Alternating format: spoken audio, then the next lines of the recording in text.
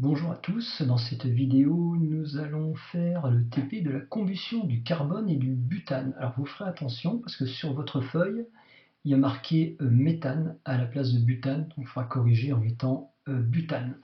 Voilà, donc dans ce TP là, l'objectif c'est d'écrire le bilan de ces deux combustions. On verra ce que c'est qu'un bilan et pour cela il faut avoir identifié les réactifs et les produits. Donc la première expérience ici, c'est la combustion du carbone. Donc par exemple, on pourrait utiliser du fusain ou du charbon de bois qui sont constitués uniquement de carbone, on va dire. Voilà. Donc là, on fait chauffer du fusain ou du charbon de bois. On va placer dans l'air, dans un bocal d'air et dans un bocal de dioxygène. Alors si on regarde sur une vidéo ici, voilà, on fait brûler un morceau de charbon de bois dans l'air. Vous voyez que bon, il brûle très moyennement, il rougit un petit peu, et si on le place dans un bocal d'air, bah, il va s'éteindre assez rapidement. Alors là, on va compléter ici l'image, le petit schéma. Donc dans l'air, c'est assez simple, hein. On fait en rouge, voilà, un petit peu l'extrémité du fusain en rouge, donc qui est incandescent et qui va s'éteindre rapidement. Voilà. Donc là, si on prend maintenant dans le dioxygène, alors ici la vidéo va montrer comment on remplit un bocal de dioxygène. Donc on met de l'eau, on le renverse après sur un cristallisoir qui est lui aussi plein d'eau. Bon, donc là, c'est fait moyennement parce que vous voyez, il y a de l'air qui est rentré, hein. Et puis après, bah, on va injecter avec une bouteille de dioxygène, du dioxygène dans le flacon, voilà. Et le dioxygène prend la place de l'eau. On appelle cette technique la technique du déplacement d'eau.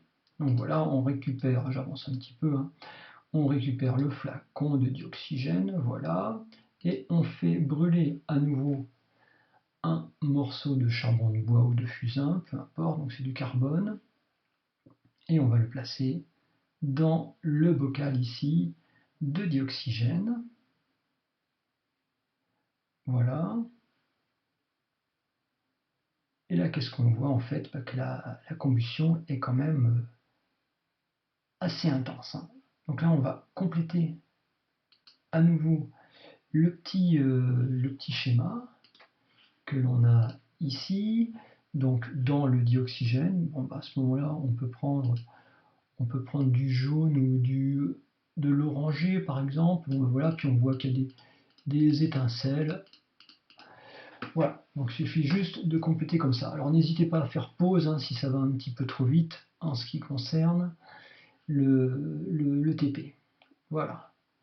Donc maintenant, on reprend ici le TP. Il y a marqué observation, interprétation. Donc complète les schémas si compte, ça on vient de le faire. Et compare les deux combustions.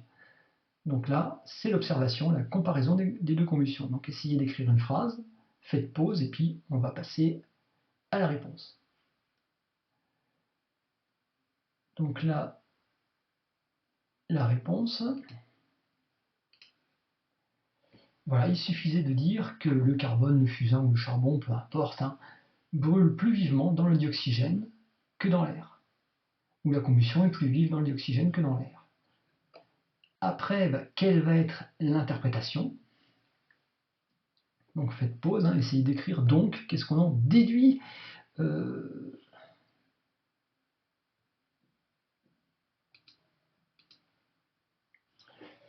Eh bien c'est assez simple, hein, c'est par rapport en fait à l'objectif d'identifier les réactifs et les produits de la transformation chimique. Donc on peut simplement dire ici que le carbone réagit avec le dioxygène, parce qu'en fait ici on voit que dans le dioxygène il brûle très bien, et dans l'air en fait eh bien il ne brûle pas très bien, ça s'arrête assez vite, parce que bah, dans l'air il n'y a que 21% de dioxygène, donc c'est normal que ça brûle moins bien. Bon, l'expérience suivante qu'on aurait fait en classe, c'est on aurait en fait aspirer le gaz qu'il y a ici dans les flacons et injecter dans de l'eau de chaux. Donc on va voir ici sur la petite vidéo comment ça se passe. Donc là, ils ne vont pas faire tout à fait pareil, hein. C'est-à-dire qu'ils vont au contraire ajouter l'eau de chaux dans le flacon. Donc là, on voit que le carbone a quasiment disparu, donc c'est bien réactif. Et là, ils versent de l'eau de chaux dans le flacon, ils agitent un petit peu, et qu'est-ce qu'on observe? En fait, on observe ici que l'eau de chaux est devenue complètement trouble, elle a blanchi. Bien, donc ça signifie...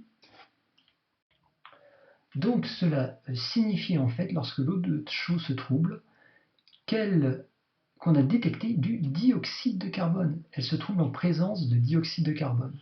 Donc ici, l'observation est assez simple, hein, c'est l'observation qu'on a au niveau de l'eau de chaux.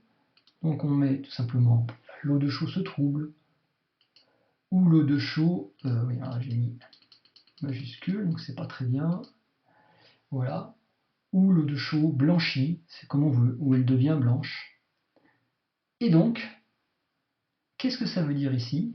Alors là, il y a une petite erreur, voilà. Donc le gaz de combustion contient du dioxyde de carbone. Enfin, on a détecté du dioxyde de carbone, et ça provient du gaz de combustion qu'on a aspiré ici.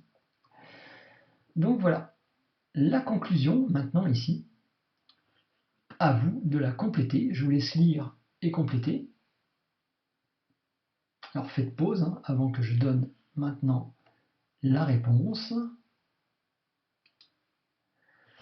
Voilà, donc deux corps sont consommés, ou deux espèces chimiques sont consommées, le carbone et le dioxygène, le carbone qui a disparu lors de la combustion, et le dioxygène qui a été consommé. Hein. En fait, ici dans l'air, la combustion s'arrête quand il n'y a plus de dioxygène. Tandis qu'un corps apparaît, le dioxyde de carbone, oui, qui a été mis en évidence par l'eau de chaux qui se trouble. Il y a donc eu transformation chimique. C'est la définition. Lorsque une ou plusieurs espèces chimiques sont consommées, ici carbone et dioxygène, et lorsque une ou plusieurs espèces chimiques apparaissent, ici le dioxyde de carbone, ça correspond à une transformation chimique. Bien, donc le but ici, c'est d'écrire le bilan. Alors, qu'est-ce que c'est que le bilan en chimie? Donc, dans un bilan, on écrit les noms de ce qui a été consommé, séparé par un plus, une flèche, puis ce qui est apparu, c'est-à-dire le produit de la combustion. Donc là, le bilan de la combustion, ici du carbone, ça va être ce qui a été consommé, le carbone et le dioxygène, donc on a un petit plus entre les deux, et une flèche qui indique ce qui a été produit. Donc là, en fait, ce bilan se lit, le carbone et le dioxygène réagissent pour former ou réagissent pour donner du dioxyde de carbone. Voilà, donc ici, on vient de faire combustion dans l'air dans le dioxygène. Dans les deux cas, le gaz de combustion trouble l'eau de chaux, donc on a bien mis en évidence du dioxyde de carbone, et on a bien ici du carbone qui est consommé et du dioxygène qui sont consommés. Tout se retrouve ici dans le bilan. Voilà, on ne met pas l'eau de chaux dans le bilan parce que l'eau de chaux ne sert qu'à montrer la présence de dioxyde de carbone.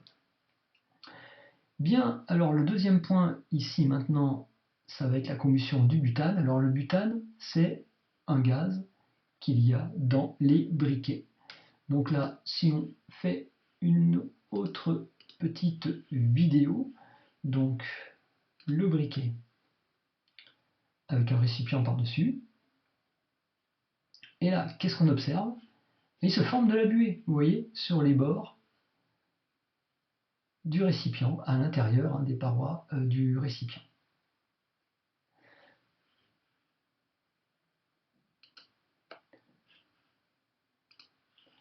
Voilà, donc ici, eh bien, quelle est l'observation? Elle est toute simple, hein. Je vous laisse écrire, faites pause, écrivez l'observation. Et après, donc, interprétation. Qu'est-ce que ça signifie? On cherche toujours à savoir, en fait, quels sont les réactifs, quels sont les produits de la transformation chimique. Alors, allez-y, je donne la réponse ici. L'observation, c'est de la buée apparaît sur les parois du récipient, ou on observe de la buée dans le récipient, c'est comme on veut. Et l'interprétation. Donc, cette buée, c'est de l'eau. Donc, la combustion du butane produit de l'eau. C'est ça qui est assez étonnant. Parce qu'effectivement, on a une flamme, mais cette flamme dégage de l'eau, étant donné qu'ici, cette buée c'est de l'eau et il n'y avait pas d'eau avant.